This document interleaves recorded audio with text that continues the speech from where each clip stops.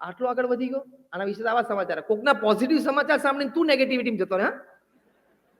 આ તો મારી સાથે જ ભણતો હતો, આ તો ભેગો જ નોકરી કરતો હતો, આ ત્યાં પહોંચી ગયો. ફૂલ પોઝિટિવ બોલો. અહીંથી પ્રવચન સાંભળીને જાય ને, ઘરે પહોંચે ને ફૂલ તાકાતમાં હોય. અને એમાં જો બરોબર ઘરનો દરવાજો ખોલે ને એ જ વખતે પાડોશી હોય એના મર્સિડીઝ ગાડીની પેલી ગિફ્ટ પેક ખોલતો હોય, ઓ માય ગોડ, બધું શ્રવી જાય. હા, બધી એનર્જી જતી રહે. એ વખતે એમના વિચાર આવે કે આ વિલ ઓલ્સો, આપણે પણ કંઈક કરવું છે. આપણે અભિનંદન પાઠવીએ પડોશી તરીકે, વેરી ગુડ, તારી કમાણી, તારી મહેનત અને તારા વિચારો અને તારા અભિગમોથી તો અહીં પહોંચ્યો, વેરી ગુડ, અભિનંદન પ્રેમથી આપીએ, મોટા દિલથી. અને ઘરે જઈને પાછા વિચારીએ પેલી જે પ્લેટિનમ હોલમાં વાતો સાંભળીને એનો ક્યાંક ઉપયોગ કરીને આપણે કંઈક કરવું છે. પણ આવું ન થાય. થાય પેલું નેગેટિવિટી આવે. બહુ જ મોટા મેનેજમેન્ટ ગુરુ છે પીટર ડ્રકર. મેનેજમેન્ટ શબ્દ આપનારા વ્યક્તિ, આપણે જે મેનેજમેન્ટ બોલીએ છીએ ને એ વ્યક્તિ, મેનેજમેન્ટ કોઈન કરનારા વ્યક્તિ પીટર ડ્રકર બહુ જ મોટા મેનેજમેન્ટ ગુરુ છે. ઘણા બધા પુસ્તકો લખ્યા છે. પીટર ડ્રકરને એક વખત પ્રશ્નોત્તરીમાં કોઈ યુવાને પૂછ્યું કે આ મોટિવેશનલ વાતો, પ્રેરણાદાયી વાતો, હિંમત બળની વાતો રોજ સાંભળવાની, રોજ કરવાની, રોજ વાંચવાની? પીટર ડ્રકરે બહુ સુંદર ઉત્તર આપ્યો. એમનો અનુભવ, આવી મોટી વ્યક્તિનો એક અનુભવ કામ કરે. પીટર ડ્રકર બોલ્યા કે સાબુ અને પાણીનો રોજ ઉપયોગ કરવાનો? પેલો કે હા. પીટર ડ્રકર પૂછ્યું કેમ? તો કે પછી આજે ઉપયોગ કરી લીધો સાબુ પાણીનો, આપણે સ્નાન કરી લીધું, સ્વચ્છ વસ્ત્ર પહેરી લીધા, પણ હવે આપણે બજારમાં બધે ફર્યા, લોકોને મળ્યા, તડકો હોય, પરસેવો હોય, ધૂળ ઉડે, શરીર મેલું થાય, પરસેવો થયો હોય, એટલે સાફ તો કરવું પડે ને, એટલે સાબુ અને પાણી રોજ વાપરવા પડે. પીટર ડ્રકર કે એમ આજે આ વાત સાંભળી, પાછું આખા દિવસ દરમિયાન નેગેટિવ વાત આવે, કંઈક બેડ ન્યૂઝ આવે, કોક આપણને નેગેટિવ શબ્દ કાનમાં કહી જાય, એટલે કે વાત સાંભળીએ, અથવા તો ડિજિટલ મીડિયા તો બધું છે જ, પુષ્કળ નેગેટિવિટી ઊભી કરે એવું, એમાંથી કંઈક જોઈ લીધું, જાણી લીધું, લે. એટલે પીટર ડ્રકરે કહ્યું કે રોજ ડેઈલી આ વાતો સાંભળવાની, તો એનર્જી રહેશે.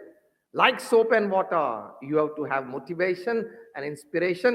You have to have energy talks every day in your life. તો આપણને એનો ફૂલ લાભ મળે. એવા એટીટ્યુડથી જીવવાનું. તમે આ ડિજિટલ બધો ઉપયોગ કરો છો ને, એ લીધે તમને નેગેટિવિટી વધારે આવે, તમને ખબર નથી. જેટલું વધારે ટાઈમ તમે સ્ક્રીનની સામે કાઢશો ને, પછી એ મોબાઈલ સ્ક્રીન હોય, ફેસબુક હોય, ઇન્સ્ટાગ્રામ હોય, વોટએવર, સબકોન્શિયસ માઇન્ડમાં નેગેટિવિટી વધે છે. આ પ્રૂવ્ડ છે. તમને એમ થાય, કો આ વસ્તુ તો મારી પાસે નથી. તમને થાય કે લે આ વ્યક્તિને તો કેવી સારી વાત બની ગઈ, આ ધંધો તો કેવો સારો ચાલે છે, મારો ધંધો સારો ચાલતો. આવા સબકોન્શિયસ માઇન્ડમાં બહુ જોજો કરો ને એટલે વિચારો ગોઠવાય. એના લીધે નેગેટિવિટી સવારથી શરૂ થાય. તમને ખબર ના હોય કે આ આની અસર છે, પણ એની અસર છે. ફોમો નામનો રોગ થાય એમાંથી, ફિયર ઓફ મિસિંગ આઉટ. આ નવો રોગ છે ડિજિટલ ડિઝીઝ. 15, 17, 19 વર્ષના છોકરા છોકરીને હોસ્પિટલમાં નાખવા પડે. Fear of missing out. કોઈ પાર્ટીના ફોટોગ્રાફ જોવે ને તો કે બોલે મને આ પાર્ટીમાં ના બોલાય, આ પેલો તો ઓળખીતો છે, કોણે કયા કપડાં પહેરે છે, પેલા સારા કપડાં પહેરે, મારા કરતા જો મારી જોડે પેલી કપડાની જોડ છે ને કરતા તો આના કલર ને બધું સારું છે. આવા વિચારો ચાલુ થઈ જાય. ફિયર ઓફ મિસિંગ આઉટ, કે હું રહી ગયો. કોક ફેસબુક ઉપર કંઈક પોસ્ટ કરે અને તને અહીંયા ઘરે બેઠા બેઠા નેગેટિવિટી ચાલુ થઈ જાય. એટલી ક્ષુલ્લક આપણી લાઈફ છે. એની સામે પોઝિટિવિટી માટે જોમો શરૂ કર્યું. જેવો એમો JOMO, joy of missing out. તમે મને ના બોલાય ને પાર્ટીમાં, કઈ વાંધો નહીં. તમે બધા એન્જોય કર્યું ને, કઈ વાંધો નહીં. ઘેર મેં બેઠા બેઠા પપ્પા મમ્મી ને ભાઈ ને બેનની સાથે ફર્સ્ટ ક્લાસ ડિનર લીધો. JOMO, joy of missing out, આનંદ. એટલે ફોમોની સામે જોમો, પોઝિટિવિટી ને એડવર્સિટી. આનંદમાં જ રહેવાનું 24 કલાક. એ તમે નક્કી કરો તો એ કોઈ લઈ જઈ નહીં શકે, અને તમે નક્કી ન કરો તો વારે વારે ડિસ્ટર્બ થશો. 70-80 વર્ષનું જીવન છે, મિનિમમ આટલું તો નક્કી કરી રાખવું. કરોડોપતિ બન્યા કે ના બન્યા, મર્સિડીઝ ફેરવી કે ના ફેરવી, સેન્ટ્રલ એર કન્ડિશન બંગલામાં રહ્યા કે ના રહ્યા, પુરુષાર્થ કરો એની માટેની ના નથી. પણ એ થયું કે ના થયું એ બધું, પણ આટલું તો થવું જ જોઈએ કે હું સકારાત્મક રહીને આનંદમાં રહીશ. એટલું તો નક્કી કરવું પડે કે નહીં? Yes or no? Just raise your hands if you say yes. You have to remain positive. You have to keep smiling. You have to be full of joy from within. એ તો આપણો ઓછો ના જ થવો જોઈએ. તો આ વાતો પોઝિટિવિટી ઇન એડવર્સિટી. એટલે ડિજિટલ ડિઝીઝીસ થી પણ બધા ખૂબ એક ફેડ નામનો ડિઝીઝ છે, FAD, Facebook addiction disorder. Facebook નું વ્યસન, એડિક્શન એટલે વ્યસન, ફેસબુક એડિક્શન ડિસઓર્ડર, FAD. એના લીધે પણ કેટલું બધું હોસ્પિટલાઇઝેશન થાય યંગ એજમાં.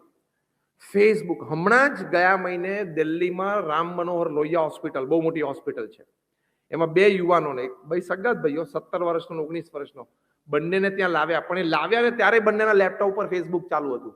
આ બે જણાને ફેસબુક બંધ થાય ને એટલે એને શરીરમાં નેગેટિવિટી શરૂ થઈ જાય, એને ખાવાનું પચે નહીં, કંઈ ખાય નહીં, પીવે નહીં, ઊંઘ ના આવે.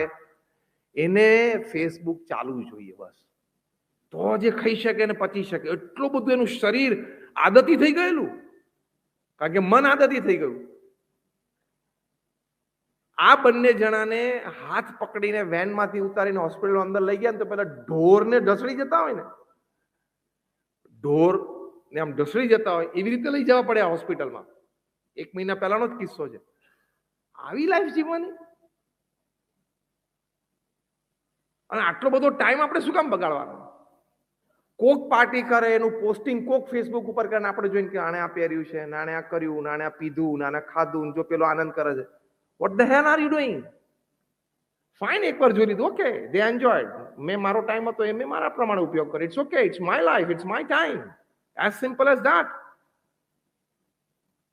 કોકની ક્રિયા, કોકના શબ્દો, કોકનો પહેરવેશ, કોકના વિચારો જોઈને આપણે આપણી નક્કી કરેલો રાહ કોઈ દિવસ બદલવાનો નહીં. એ તો નક્કી જ રાખવાનું. What you have decided in life, it must happen. તમે જે નક્કી કર્યું છે થવું જ જોઈએ.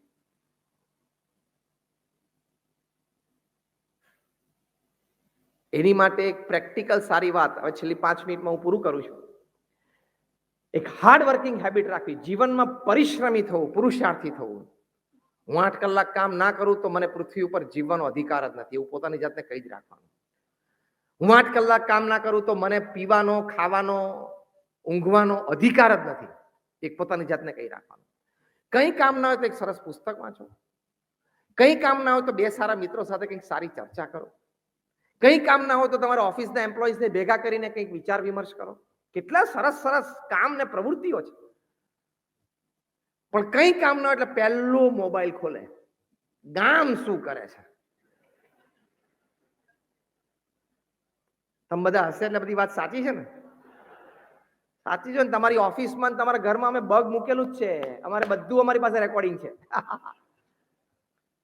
When you become free, you want to see the world. આપણે ફ્રી છીએ જ નહીં. તમે તમારા કાર્યક્ષેત્રમાં તમારું ફિઝિકલી કોઈ કાર્ય ના હોય તો મેન્ટલી ઇન્વોલ્વ થાઓ, ઇમોશનલી ઇન્વોલ્વ થાઓ, 2 વ્યક્તિ સાથે સરસ ચર્ચા કરો. સચિન તેંડુલકર 4 કલાક ક્રિકેટની પ્રેક્ટિસ કરે અને 2 કલાક પોતાની વિડીયોઝ જોતા હતા કે આ શોટ મેં આમ માર્યો, હજી આને ઇમ્પ્રૂવ કરી શકું. જે બોલ ઉપર પોતે આઉટ થાય, વન ડે કે ટેસ્ટમાં, કે આ બોલથી એ બોલ્ડ થયા અથવા તો કેચ આઉટ થયા, પેવેલિયનમાં આવીને પહેલું કામ, સ્ટ્રિંગથી એ બોલ લટકાયેલો હોય અને એ બોલને મેં આ રીતે માર્યો એટલે હું આ કેચ ઉછળ્યો અને હું આઉટ થયો. એના બદલે મારે આમ મારવું જોઈતું હતું. એ જે આમ મારવું જોઈતું હતું ને એની પ્રેક્ટિસ 100 વાર કરવાની. આમ જ મારવું જોઈતું હતું. એટલે ફરી વખત એ ટાઈપના બોલમાં તો મારે ભૂલ નથી જ કરવી. કામ થયું કે નહીં તમારા કાર્યક્ષેત્રનું? એવું ના રાખવું, આઉટ થઈ ગયા, સારું, આઉટ, લાવો મોબાઈલ. એવું ના હોય.